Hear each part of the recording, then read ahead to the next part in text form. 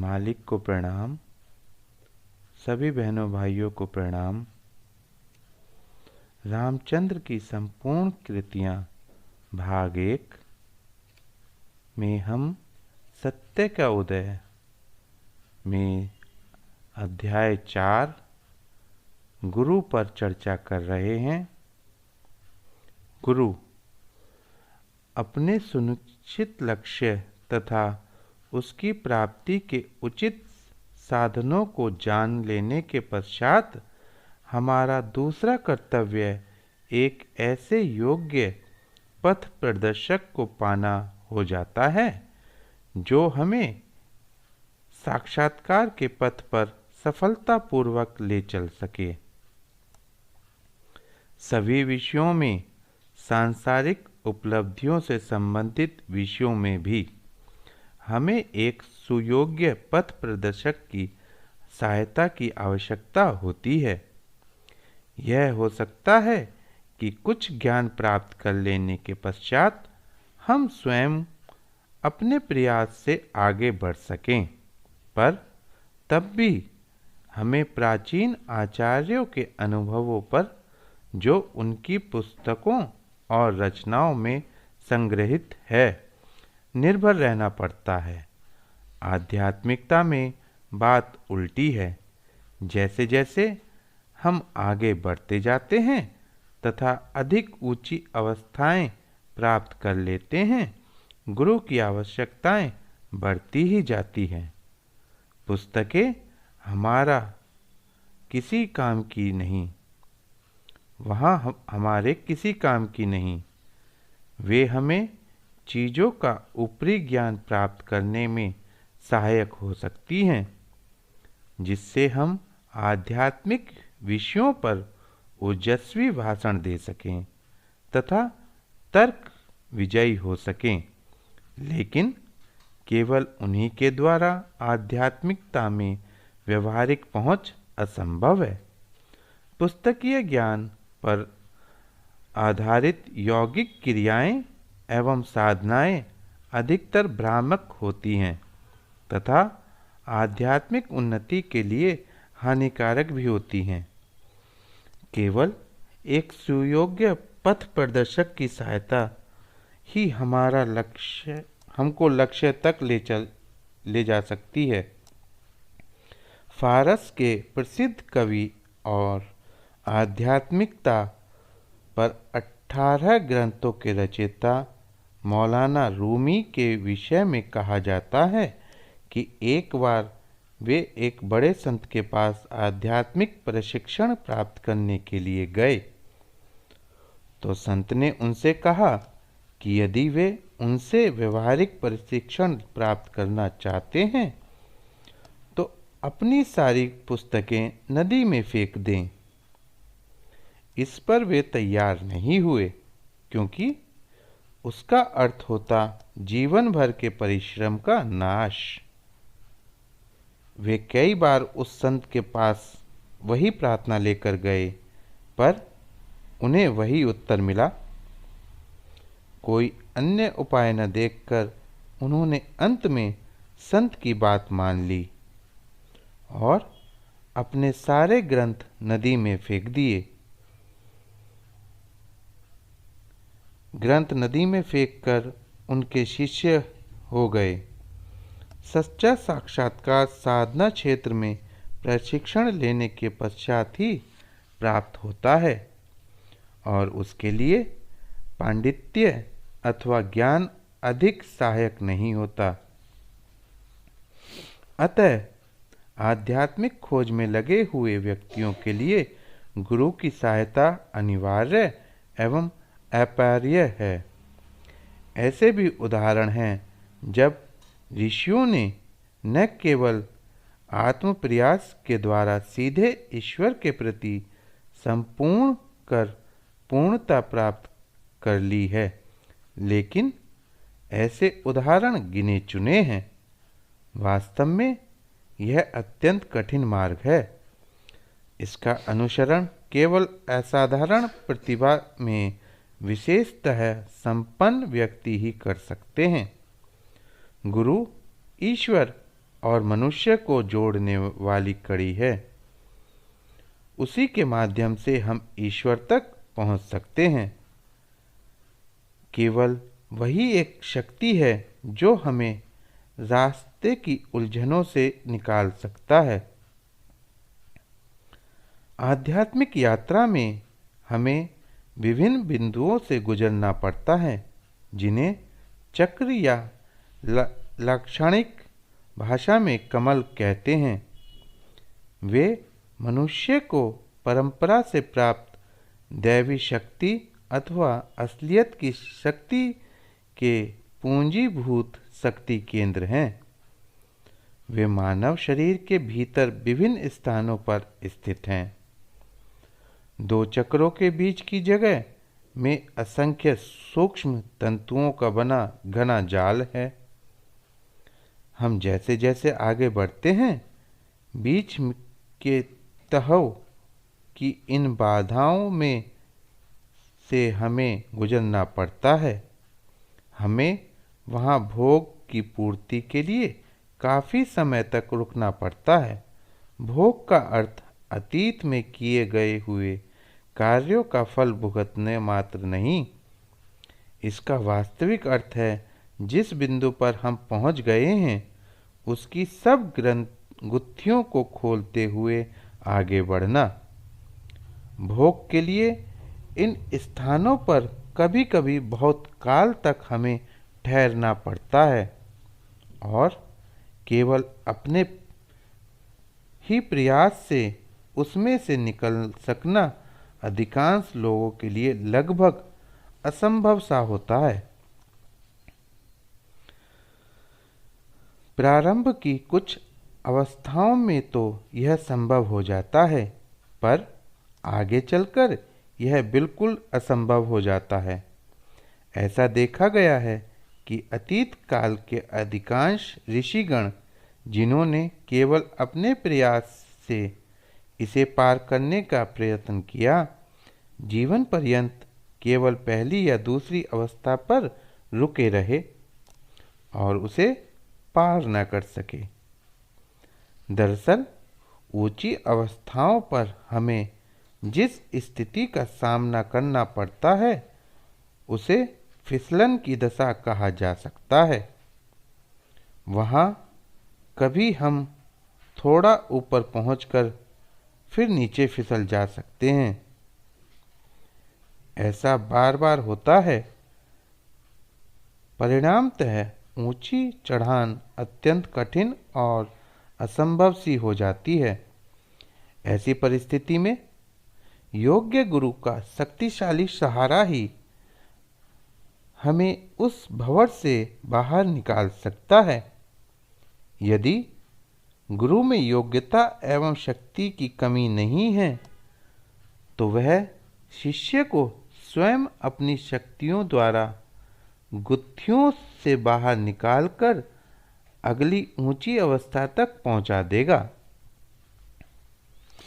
इसलिए यह आवश्यक है कि जो पथ प्रदर्शक हम चुने वह उच्चतम योग्यता का हो और अपनी असाधारण शक्ति द्वारा सभी गुत्थियों को एक ही नज़र में तोड़ सकने में समर्थ हो। ऐसा वही हो सकता है जो संपूर्ण स्वयं पूर्णता अथवा पूर्ण आत्मनिषेध की अवस्था को प्राप्त कर चुका हो। अतएव हमें चाहिए कि ऐसी महान शक्ति के साथ प्रेम और आकर्षण का संबंध जोड़ लें।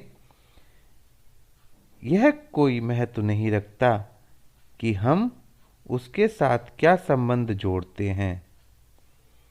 हम उसे अपना मित्र, मालिक, नौकर अथवा जो भी चाहे मान लें, लेकिन फिर भी वह रहेगा हमारा पथ प्रदर्शक या गुरु ही, जैसा उसे साधारणतः कहते हैं।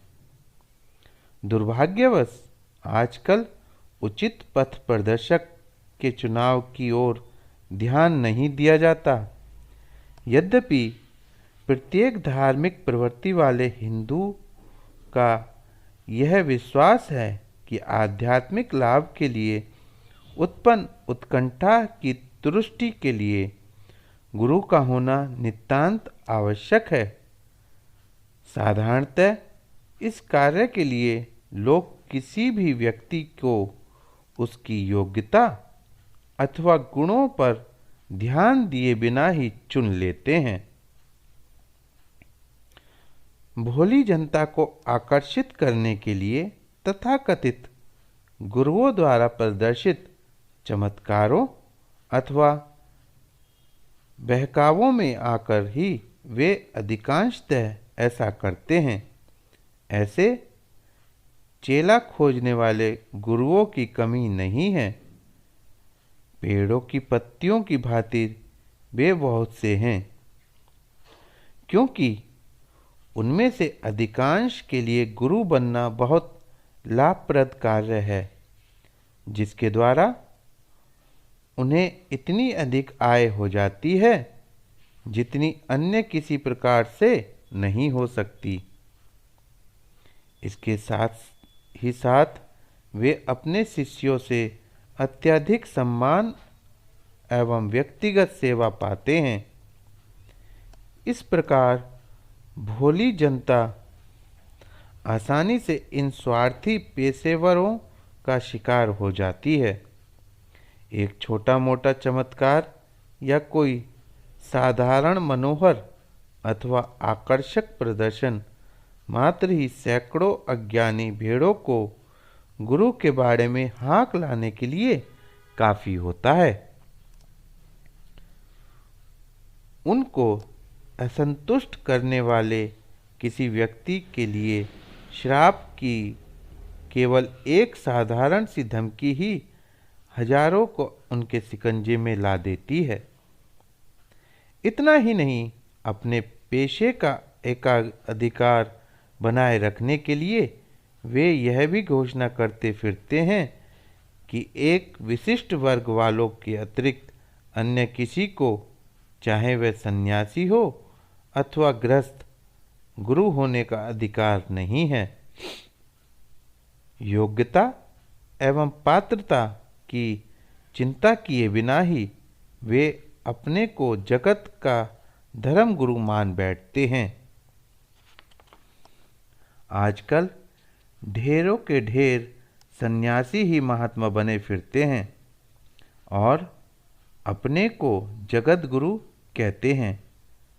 क्या यह खेद की बात नहीं है कि ऐसे पेशेवर पाखंडी, जो किसी भी धर्म एवं राष्ट्र के प्रति कलंक रूप है, अपनी स्वार्थ सिद्धि के लिए भोली जनता को ठगते और धोखा देते हुए निशंक बिना किसी दंड भय के घूमते फिरते हैं। अब वह अवसर आ गया है जब जनता आंख खोलकर देख ले कि इन लोगों द्वारा कितनी बर्बादियां ढाई गई हैं। एक विशिष्ट वर्ग का ही गुरु हो सकने का एकाधिकार सरासर गलत है। पेशेवर गुरुओं ने अपनी स्वार्थ रक्षा के लिए ही ऐसा कर रखा है। यह बहुप्रचलित विश्वास कि कोई शिष्य किसी भी परिस्थिति में अपने गुरु के साथ एक बार जोड़ा हुआ पवित्र संबंध नहीं तोड़ सकता, स्वयं इन झूठे गुरुओं की अपनी स्थिति सुरक्षित और सुदृढ़ बनाए रखने के लिए एक धूर्त चाल है। यह धोखाधड़ी के अतिरिक्त और कुछ नहीं। शिष्य को दीक्षित करने की प्रक्रिया के, जो वास्तव में गंभीर सिद्धांत पर आधारित है, वास्तविक महत्व से सर्वथा अनभिज्ञ अधिकांश आधुनिक पेशेवर गुरुओं ने उसका बहुत दुरुपयोग किया है। गुरु के नाते उनका केवल यही काम है कि शिष्य को दीक्षित करते समय उसके कान में कुछ रहस्यपूर्ण शब्द फूंक दें और पूजा के नाम पर कुछ आडंबरपूर्ण क्रियाएं बता दें। शिष्य के प्रति उनका कर्तव्य यहीं समाप्त हो जाता है। उसकी प्रगति के लिए उन्हें इसके सिवा और कुछ भी नहीं करना रहता कि वे उसे प्रत्येक वर्ष दर्शन दे दें और उससे अपनी वार्षिक भेंट ले लें। वास्तव में एक शिष्य को औपचारिक रूप से तभी दीक्षित किया जाना चाहिए जब उसे हृदय में सच्चा विश्वास एवं दैविक प्रेम वृद्धमूल हो गया हो। दीक्षा इस बात की घोतक है कि शिष्य का नाता सर्वोच्च शक्ति से जुड़ गया है। उस दशा में शिष्य ने जितनी ग्रहणशीलता अपने भीतर विकसित कर ली होती है, उसी के अनुसार आध्यात्मिक शक्ति उसमें स्वतः बहना आरंभ कर देती है।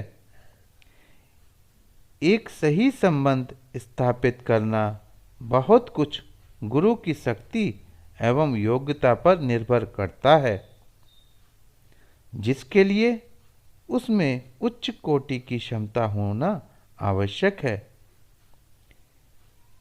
एक बार का स्थापित यही संबंध तब तक बना रहेगा जब तक शिष्य मोक्ष प्राप्त न कर ले, जो ऐसी दशा में इतनी दूर नहीं कि उसे प्राप्त करने में अनेक जन्मों का समय लगे। वास्तव में यदि कोई शिष्य ऊपर बताए सही ढंग से एक उच्च योग्यता के गुरु द्वारा दीक्षित किया जाता है, तो उसके संबंध तोड़ने का कभी प्रश्न ही नहीं उठता। लेकिन स्वार्थ सिद्धि के लिए झूठी दीक्षाओं का स्वांग रचने वाले पेशेवर गुरु के लिए यह सदैव चिंता का विषय बना रहता है। इसलिए शिष्य को स्थायी रूप से अपने पंजे में रखने के लिए वे दैविक नियम के रूप में यह घोषित करते हैं कि यदि वह कभी गुरु से संबंध विच्छेद की बात भी सोचेगा तो उसे नरक की सभी यातनाएं झेलनी पड़ेंगी। भोली जनता ने इस विचार मात्र से कांपते हुए उनमें से कहीं ऐसा कार्य न हो जाए जो गुरु को अप्रसन्न कर दे, इसे शास्त्र वचन मान लिया। अतः वे उनके सभी अत्याचारों को चुपचाप सहते रहे। मेरा विश्वास है कि हमारे शास्त्रों में इस प्रकार का कोई विधान नहीं है। यह केवल इन धर्म गुरुओं की गढ़ी हुई चीज है। मैं प्रत्येक प्राणी का यह जन्मसिद्ध अधिकार मानता हूँ कि जब उसे लगे कि उसने कोई गलत गुरु कर लिया है अथवा गुरु की क्षमता एवं गुणों के पहचानने में गलती की है, तो उससे अपना संबंध विच्छेद कर ले। उसे इसकी भी स्वतंत्रता है कि जब कभी उसे मालूम हो कि गुरु उसे उसकी वर्तमान उपलब्धियों के ऊपर पहुंचा सकने में असमर्थ है, तो वह दूसरा गुरु कर ले। दूसरी ओर ऐसी अवस्था में एक सच्चे गुरु को स्वयं चाहिए कि वह अपने शिष्य को दूसरे अधिक पहुँचे हुए एवं योग्यतर गुरु के पास भेज दे, जिससे शिष्य की प्रगति में कोई बाधा ना पड़े। एक सच्चे एवं निस्वार्थ गुरु का यही कर्तव्य है। पर यदि गुरु स्वार्थवश संबंध विच्छेद की प्रार्थना अस्वीकृत कर दे, तो शिष्य उससे शीघ्र ही संबंध विच्छेद करने तथा दूसरे गुरु की खोज करने के लिए स्वतंत्रता है। ऐसा करने में उसे कोई नैतिक या धार्मिक नियम कभी नहीं रोकता। गुरुओं की श्रेणी में वे लोग कुछ आगे बढ़े हुए माने जाते हैं जो शास्त्रों तथा अन्य धर्म ग्रंथों से अर्जित अपने ज्ञान के आधार पर शिक्षा या उपदेश देते रहते हैं। उन्हें संघ या आश्रम बना रखे हैं जहां अपने शिष्यों में उनकी स्थिति राजा जैसी होती है। वे बड़ी बड़ी सभाओं में भाषण देते हैं और विधि निषेध, क्या करना चाहिए और क्या नहीं करना चाहिए बतलाते हैं तथा माया, जीवन एवं ब्रह्म संबंधी प्रश्नों को समझाते हैं। उनके उच्च विचारों एवं विपुल ज्ञान की प्रशंसा करते हुए लोग हजारों की संख्या में उपदेश सुनने के लिए उनके पास एकत्र हो जाते हैं। वे उनसे अनेक गहन प्रश्न पूछते हैं। यदि ये गुरु शास्त्रों से अर्जित अपने ज्ञान कोश में से उनका उत्तर दे सकने में समर्थ हो जाते हैं तो उन लोगों के मन में उनके महात्म की छाप बैठ जाती है और वे उन्हें महात्मा और गुरु मानने के लिए तैयार हो जाते हैं। पर इस प्रकार उन्होंने उनकी विद्वानता का परीक्षण किया, न कि उनकी सच्ची योग्यता का। यह भली भांति ध्यान में रखना चाहिए कि पांडित्य अथवा ज्ञान किसी मनुष्य को पूर्ण नहीं बना सकता। केवल सही अर्थ में साक्षात्कार ही एक सच्चा योगी अथवा संत बना सकता है। यह भी संभव है कि जिस व्यक्ति ने अपने बाह्य रूप, पांडित्य अथवा व्रत कला संभव है में आपको प्रभावित कर दिया हो, वह यथार्थ उपलब्धियों के क्षेत्र में निम्नतम स्तर का हो। अतः ज्ञान एक सच्चे महात्मा अथवा योगी को परखने की कसौटी नहीं है। इसी भांति एक महात्मा अथवा गुरु को सही जांच उसके चमत्कार या उसके असाधारण तौर तरीकों से नहीं, वरन साक्षात्कार के मार्ग पर केवल उसकी व्यवहारिक उपलब्धियों से ही हो सकती है।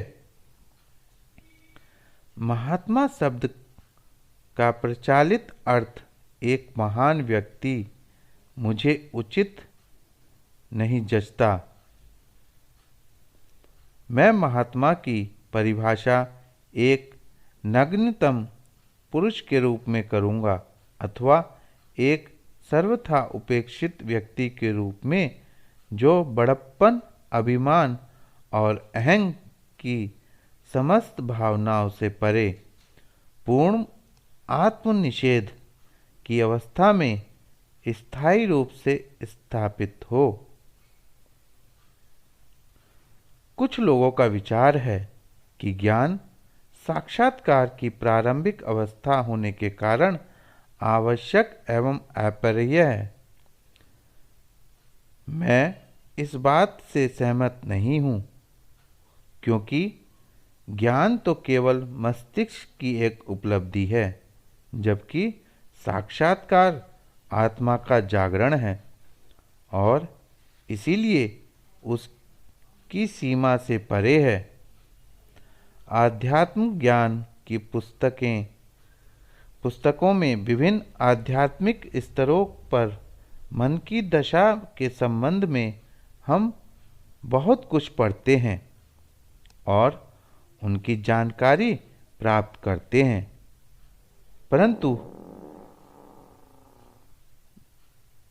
परंतु जहाँ यथार्थ उपलब्धियों का प्रश्न आता है, हम उनसे अत्यधिक दूर रहते हैं।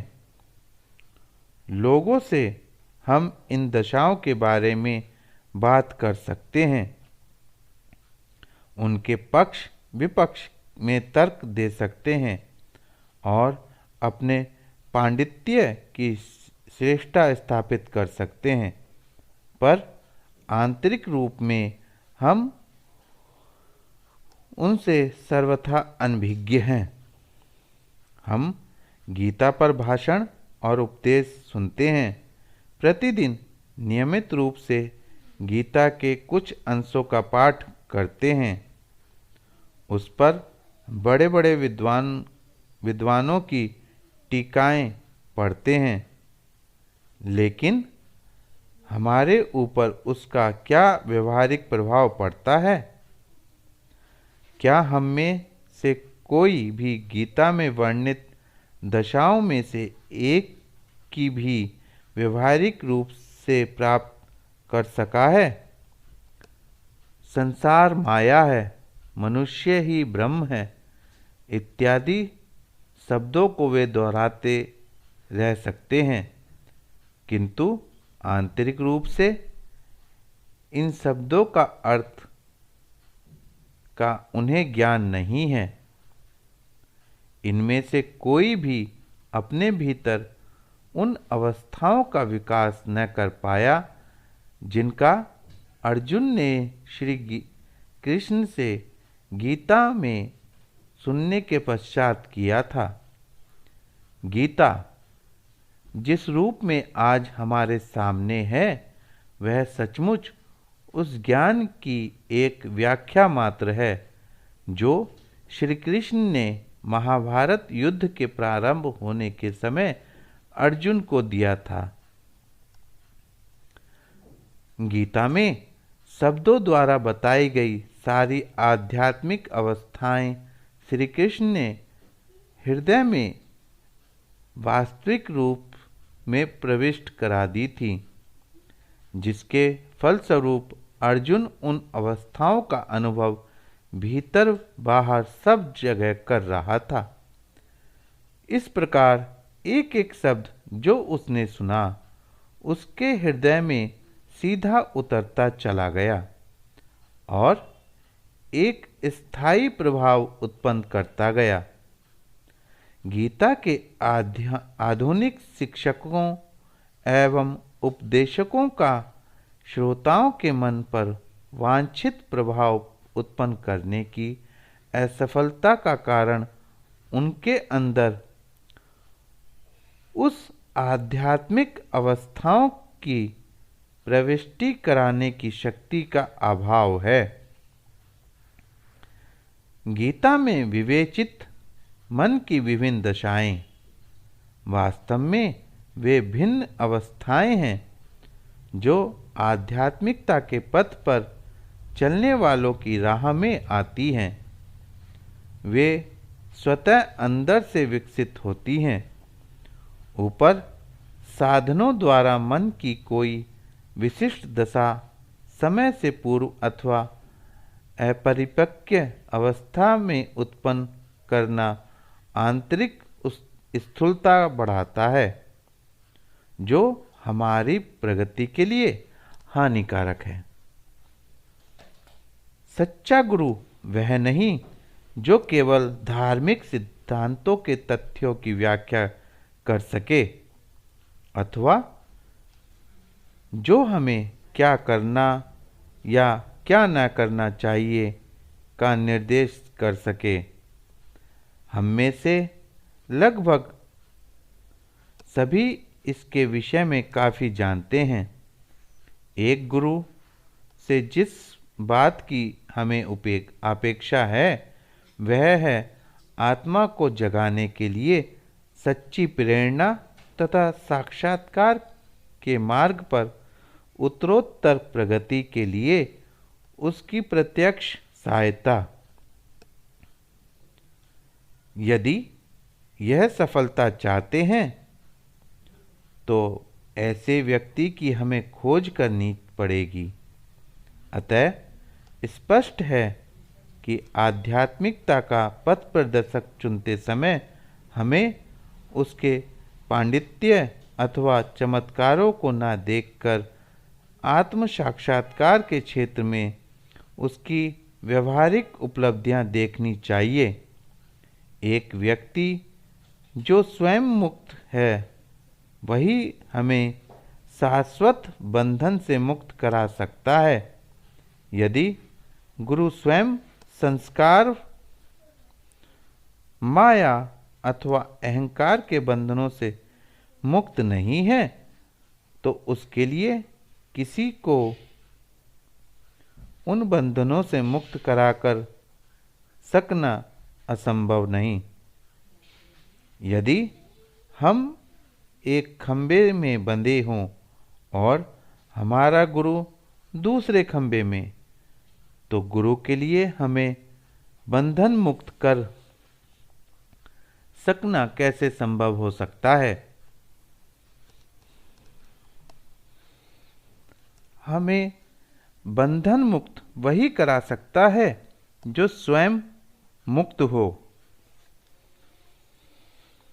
लोग अधिकतर इसलिए गुमराह हो जाते हैं कि वे ऐसे अयोग्य गुरुओं के प्रति आत्मसमर्पण कर देते हैं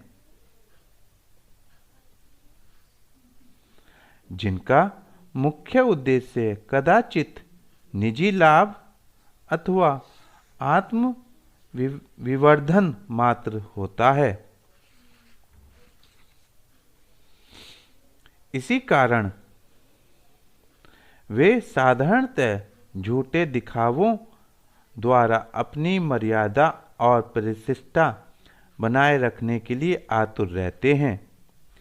किसी अधिक उन्नतशील अथवा अधिक गुण वाले की श्रेष्ठता स्वीकार कर लेना उनकी शक्ति और मर्यादा के दंभ के लिए कदाचित सबसे बड़ी चोट होगी।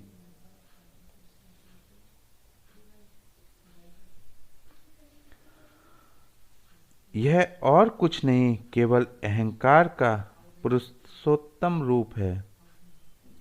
यदि हम ऐसे गुरु के प्रति समर्पण करते हैं तो निश्चय ही हम गुरु के अभिमान की वही भावना ग्रहण कर लेंगे जो निम्नतम प्रकार की स्थूलता है और जो हमारी आध्यात्मिक उन्नति में अवश्य ही बाधा डालेगी।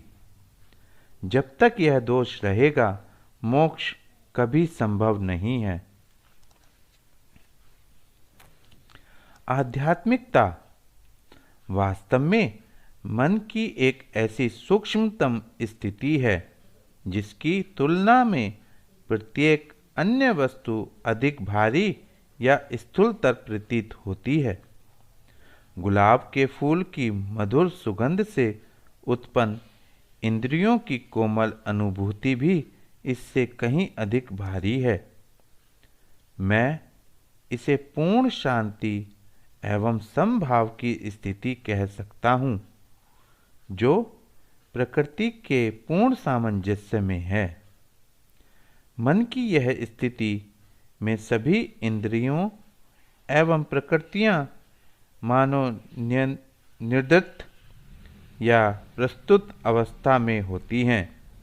उनकी क्रिया स्वतः होती रहती है और मन पर कोई प्रभाव नहीं पड़ता। पूर्ण शांति इसकी उच्च अवस्थाओं में से एक है। यद्यपि असल वस्तु अभी और आगे है जहाँ शांति का बोध भी विलीन हो जाता है, क्योंकि शांति का बोध भी मन पर अत्यंत नगण्य ही सही पर कुछ न कुछ भार तो डालता है। जब हम वास्तव में शांति के अस्तित्व से भी बेखबर हो जाते हैं तभी वास्तविक अर्थ में भावना के प्रभाव अथवा भार से मुक्त होते हैं। यह अवस्था विचित्र है। यह वस्तुतः न तो आनंद है और न उसका विपरीत। इस अवस्था की वास्तविक दशा को व्यक्त करने में शब्द असफल हो जाते हैं। ऐसी ही दशा हमें अंतरोत्तर गच्छ प्राप्त करनी है। इसके लिए वही गुरु सुयोग्य हो सकता है जो स्वयं इस अवस्था में स्थायी रूप से रह रहा हो और जिसमें अभ्यासी के हृदय में अपनी इच्छा शक्ति द्वारा आध्यात्मिक दशाएं प्रविष्ट करवाने तथा वहाँ से उलझनों और अड़चनों को हटाने की क्षमता और शक्ति हो। इस स्तर से कम का कोई भी व्यक्ति आध्यात्मिक परीक्षण देने योग्य नहीं है।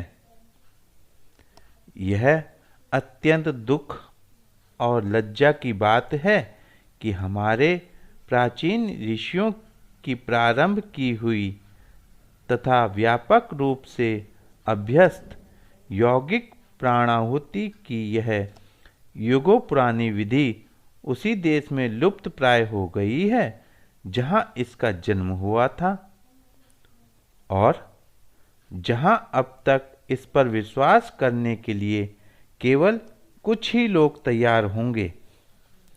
कुछ लोग इसे भ्रमवश मेमोरिज्म या हिप्नोटाइज कह कर इसका उपहास करने का प्रयत्न करते हैं। मैंने इस विषय को अपनी पुस्तक राजयोग का दिव्य दर्शन में स्पष्ट कर दिया है। मैं आपको विश्वास दिला दूं कि उच्चतर अवस्थाओं की प्राप्ति के लिए आध्यात्मिक प्रशिक्षण केवल यौगिक प्राणाहुति द्वारा ही संभव है, अन्य किसी विधि द्वारा नहीं। आज के शिक्षित समाज में इस विधि का बार बार उल्लेख होने से कुछ धर्म शिक्षक अपनी तत्संबंधी अज्ञानता को छिपाने के लिए यह कहते फिरते हैं कि प्राणाहुति में कोई विशेषता नहीं है। ऐसा बहुधा होता है कि जब आप किसी महात्मा या संत के साथ होते हैं तो कुछ सीमा तक आप अशांत करने वाले विचारों से मुक्त हो जाते हैं तथा कुछ देर के लिए अपेक्षाकृत शांति का अनुभव करते हैं। इसे वे उस महात्मा की प्राणाहुति के प्रभाव के कारण मानते हैं जो ऐसा अर्थ बताते हैं। वे अपनी अयोग्यता पर पर्दा डालने के लिए जनता को धोखा देने का प्रयत्न करते हैं, जिसे वे प्राणाहुति कहते हैं। वास्तव में वह उस महात्मा के पवित्र परमाणुओं का स्वतः विकिरण है। यह वहाँ एकत्र सभी लोगों को प्रभावित करता है और जितनी देर वे लोग वहाँ रहते हैं कुछ शांति का अनुभव करते हैं। यह तो केवल एक स्वाभाविक प्रक्रिया है और प्राणाहुति से इसका कोई संबंध नहीं है। केवल महात्मा और संत से ही नहीं वरन हर व्यक्ति से, चाहे वह पवित्र हो या दुष्ट, संत हो या नरपिशाच, ऐसे परमाणु विकरण होते रहते हैं। यदि आप कुछ समय के लिए किसी अपवित्र अथवा नैतिक पतन वाले मनुष्य के साथ रहें तो आपको लगेगा कि उसी प्रकार के अपवित्र परमाणु उससे होकर आपको प्रभावित कर रहे हैं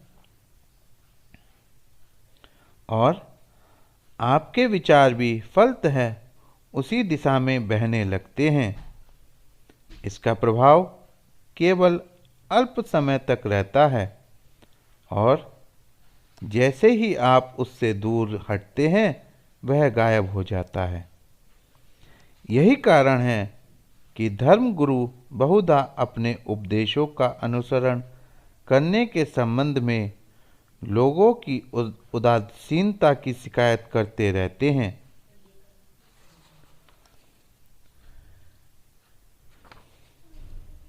वे कहते हैं कि उनका उपदेश सुनने के बाद जब लोग जाते हैं तो जो कुछ सुना है वहीं छोड़ जाते हैं, उसका लेश मात्र भी अपने मन में नहीं रखते। मेरे विचार में इसके लिए वास्तव में शिक्षक या उपदेशक दोषी है, लोग नहीं। उसमें वह क्षमता अथवा शक्ति ही नहीं कि मंच से कहे हुए उपदेशों को लोगों में प्रविष्ट करा सके। संकीर्तन समारोहों के संबंध में भी ऐसी ही बातें कही जाती हैं। ऐसे अवसरों पर जो शांत वातावरण बन जाता है वह भी प्राणाहुति के प्रभाव के कारण समझा जाता है। वास्तव में यह सहगान से उत्पन्न स्पंदनों का परिणाम है। सभी संगीत समारोहों में हमें वैसा ही अनुभव होता है। ऐसे अवसरों पर अधिकतर हमारा मन एक ही विषय पर, जो कि हमारे सामने होता है, केंद्रित रहता है और उस समय हम अन्य किसी वस्तु से बेखबर हो जाते हैं। चूंकि संकीर्तन में हमारे विचार किसी पवित्र आदर्श पर केंद्रित होते हैं, हम उसी को अपने हृदय में स्वतः महसूस करने लगते हैं। अतः इसका भी प्राणाहुति से कोई संबंध नहीं है। प्राणाहुति की शक्ति एक अत्यंत उच्च कोटि की यौगिक उपलब्धि है। इसके द्वारा योगी अपनी ही इच्छा शक्ति से किसी के अंदर यौगिक शक्ति अथवा ईश्वरीय तेज भर सकता है और उसमें से किसी भी अवांछित अथवा उसकी आध्यात्मिक उन्नति में बाधक तत्व को हटा सकता है। वह अपनी इस शक्ति का उपयोग न केवल अपने निकट एकत्र लोगों पर ही वरन दूरस्थ लोगों पर भी कर सकता है। इस शक्ति का उपयोग किसी भी समय किसी भी प्रकार से किया जा सकता है। इस शक्ति पर अधिकार रखने वाला एक ही दृष्टि से स्थायी अथवा अस्थायी रूप से अभ्यासी को तत्कालीन दशा से कहीं आगे की दशा में पहुंचा सकता है, जिसे वैसे प्राप्त करने के लिए जीवन भर का समय चाहिए। यह केवल व्यर्थ की डींग नहीं, एक ध्रुव सत्य है और जो भी चाहे किसी समय इसका व्यवहारिक रूप से प्रशिक्षण कर सकता है। ऋषियों ने बहुधा प्राणाहुति शक्ति द्वारा एक ही दृष्टि में किसी मनुष्य का संपूर्ण स्वभाव बदल दिया है। हमारे गुरुदेव फतेहगढ़ के समर्थ गुरु श्री रामचंद्र जी महाराज, स्वामी विवेकानंद तथा अन्य महान ऋषियों के अलौकिक उदाहरण इसके प्रातः प्रमाण हैं। किस प्रकार के व्यक्ति को अपना पथ प्रदर्शक अथवा गुरु चुनना चाहिए? इस समस्या का निदान कुछ कठिन नहीं है। जब हमारी दृष्टि चरम लक्ष्य की ओर जम जाती है तो हम उस स्तर से नीचे के किसी भी व्यक्ति से संतुष्ट नहीं हो सकते। हर योगी या संत की आत्मोन्नति एवं उपलब्धि का अपना एक स्तर होता है। यदि हम श्रद्धा एवं भक्ति से उनमें से किसी एक के भी साथ लग जाएं तथा उसकी उच्चतम अवस्था में लीन हो जाएं, तो हम स्वयं भी उसी के अनुरूप उच्च अवस्था प्राप्त कर लेंगे। इसलिए यह नितांत आवश्यक है कि हम उच्चतम योग्यता वाले व्यक्ति को ही अपना गुरु चुनें। यदि भाग्यवश किसी कारण से हम किसी कम उपलब्धि वालों को चुन लेते हैं तो हम उसी के अनुरूप चरम लक्ष्य के पीछे रह जाएंगे। साधारणतः किसी आध्यात्मिक गुरु को अपने आप को दूसरों के प्रशिक्षण का अधिकारी तब तक नहीं समझना चाहिए जब तक कि उसकी पहुंच कम से कम ब्रह्मांड मंडल तक, जो विराट देश भी कहलाता है, न हो गई हो।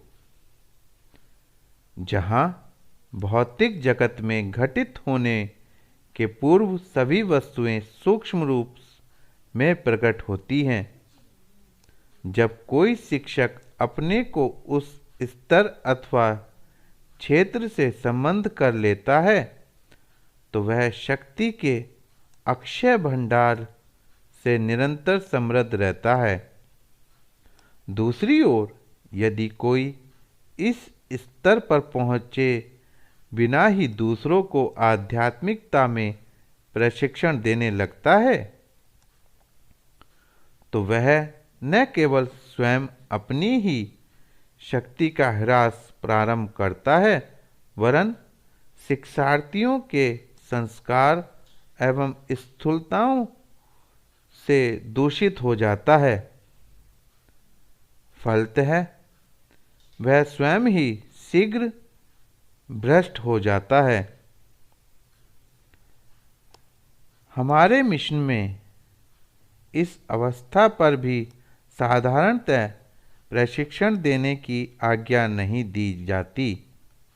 वास्तव में कोई शिक्षा देने के योग्य तभी होता है जब हृदय में शिक्षक या गुरु होने का तनिक भी भाव न रहे। मेरा ऐसा विश्वास है कि यदि गुरु होने का विचार एक बार भी उसके मन में आया तो वह आजीवन गुरु होने के योग्य नहीं रहता। इस भावना की उस उपस्थिति मात्र से ही यह प्रकट होता है कि उसके हृदय में अपनी महत्ता अथवा बड़प्पन की भावना विद्यमान है। गुरु होने की भावना यदि बनी रही तो वह शीघ्र ही अहंकार के क्षुद्रतम घमंड में बदल जाती है। फलस्वरूप तत्संबंधी दोष उत्पन्न हो जाते हैं जिनका एक गुरु में होना सबसे बड़ी बुराई है। अतः गुरु बनने के पूर्व मनुष्य के लिए इन सब बुराइयों से छुटकारा पाना आवश्यक है।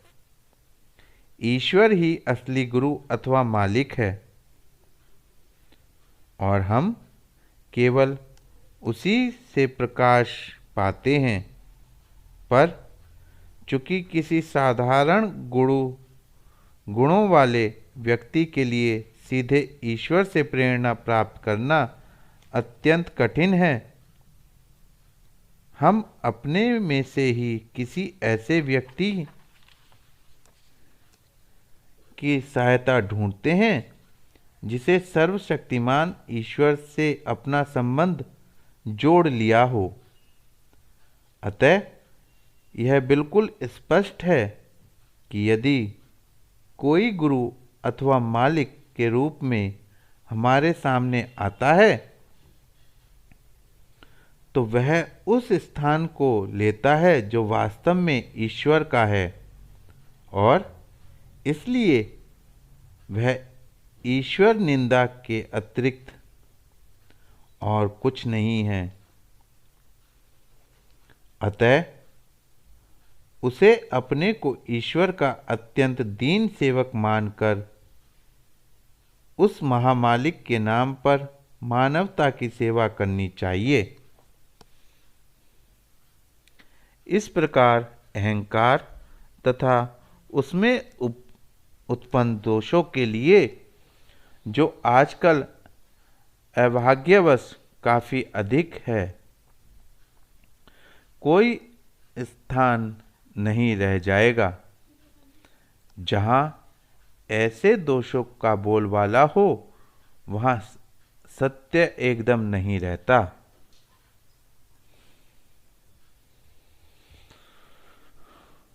अतः गुरु अथवा शिक्षक को अपने हृदय में बड़प्पन अथवा श्रेष्ठता की भावना पूर्णतः निर्मूल कर देना चाहिए और अपने को मानवता का अत्यंत विनम्र साथी अथवा सेवक समझना चाहिए।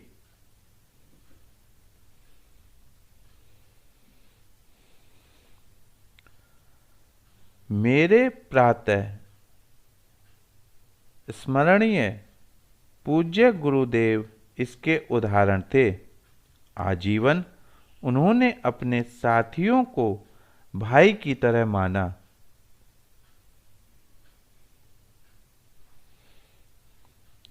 उनके मन में कभी एक बार भी यह विचार न आया कि वे लोग उनके शिष्य हैं। वे तो सदा अपने शिष्यों तक की व्यक्तिगत सेवा करने के लिए तैयार रहते थे और बहुधा बिना उनको जताए ही ऐसा कर दिया करते थे। मैं सोचता हूँ और महसूस करता हूँ कि गुरु के लिए यह अत्यंत आवश्यक है कि वह स्वामित्व की भावना त्याग कर अपने को मानवता का एक साधारण सेवक समझे। जब तक कोई विशेष आवश्यकता न हो, शिष्यों से सेवा लेना न्याय संगत नहीं, और यदि है तो उतना ही जितना कि वह स्वयं शिक्षक शिष्य के लिए करने को तैयार हो। आजकल अधिकांश तथाकथित गुरु शिष्यों से सेवा करवाने की प्रथा को प्रोत्साहित करते हैं, क्योंकि इससे उन्हें व्यक्तिगत आराम मिलता है और उनके झूठे गर्व की तुष्टि होती है। उनका कहना है कि गुरु के चरण स्पर्श करने से या उनके शरीर की मालिश करने से गुरु के शरीर में स्थित चुंबकीय धाराएं शिष्य के शरीर में प्रवाहित होने लगती हैं, जिससे शिष्य को पवित्र संस्कार बनाने में सहायता मिलती है। इस प्रकार अपने गुरु से वह काफी शुद्धता एवं पवित्रता खींचता रहता है। यह सत्य हो सकता है, लेकिन मैं उनसे जरा पूछना चाहूँगा कि क्या वही चीज संभव नहीं है जब गुरु शिष्य की वैसी ही सेवा करे? मेरा विचार है कि इसे कोई इनकार करने का साहस नहीं कर सकता। अतः स्पष्ट है कि इसके पीछे निजी सुख सुविधा की भावना के अतिरिक्त और कुछ नहीं रहता। मेरी विनम्र राय है कि यह तरीका अब समय की आवश्यकता अनुसार उलट देना चाहिए और गुरु को स्वयं शिष्यों की वैसी ही सेवा करनी चाहिए। निसंदेह गुरु की स्थिति बड़ी विचित्र है।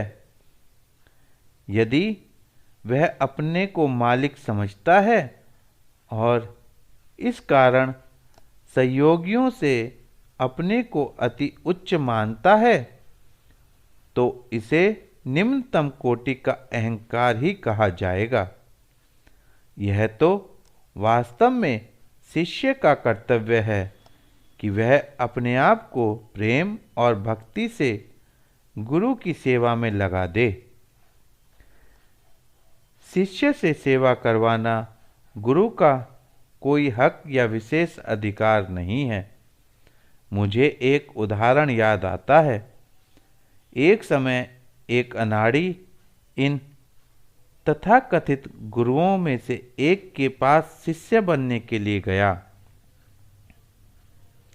अपनी शिष्य मंडली में एक और वृद्धि होने के विचार से प्रसन्न होकर गुरु ने उस शिष्य के कर्तव्यों का उपदेश करना प्रारंभ किया। उन्होंने कहा, तुम्हें हर समय गुरु की निजी आवश्यकताओं और सेवाओं के प्रति सचेत रहते हुए उनके प्रति पूर्ण आज्ञाकारी रहना चाहिए। तुम्हें प्रतिदिन सुबह शाम उन्हें साष्टांग प्रणाम करना चाहिए तथा उनके सो जाने पर सोना और उनके जागने से पहले जागना चाहिए। उस बेचारे ने वह करने में अपने को सर्वथा असमर्थ पाकर सरलता से पूछा, यदि मैं इसे पूरी तौर से कर सकने में असफल हो जाऊं तो क्या होगा? तुम निकाल दिए जाओगे और सदा के लिए नरक मिलेगा। गुरु का कठोर उत्तर था। उसने नम्रता से कहा, तब तो महाशय आपकी बड़ी कृपा होगी यदि आप मुझे अपना गुरु स्वीकार कर लें। गुरु एवं शिष्य के पारस्परिक संघर्षों एवं ईर्ष्याओं के उदाहरण बहुधा हमारे सामने आते हैं। इन सब के क्या कारण हैं? एकमात्र कारण स्वार्थ सिद्धि अथवा निजी लाभ। अतः एक गुरु के लिए निजी उद्देश्य अथवा स्वार्थ सिद्धि की भावनाओं से एकदम मुक्त होना परमावश्यक है। अभिमान अथवा महत्ता की भावनाओं से उसे सर्वथा मुक्त होना चाहिए। उसे निस्वार्थी एवं मानवता का सच्चा सेवक होना चाहिए। धन, यश और नाम के स्वार्थ भाव से दूर प्रेम पूर्तित भाव से लोगों को शिक्षा देना ही उसका परम कर्तव्य होना चाहिए। अंतिम अवस्था तक पहुंच एवं यौगिक प्राणाहुति की शक्ति उसमें होना आवश्यक है। यदि हम पूर्ण सफलता चाहते हैं तो हमें अपने पथ प्रदर्शक के रूप में ऐसे मनुष्य को खोजना पड़ेगा। किसी अयोग्य व्यक्ति को गुरु बनाने की अपेक्षा आजीवन बिना गुरु के रहना अच्छा है।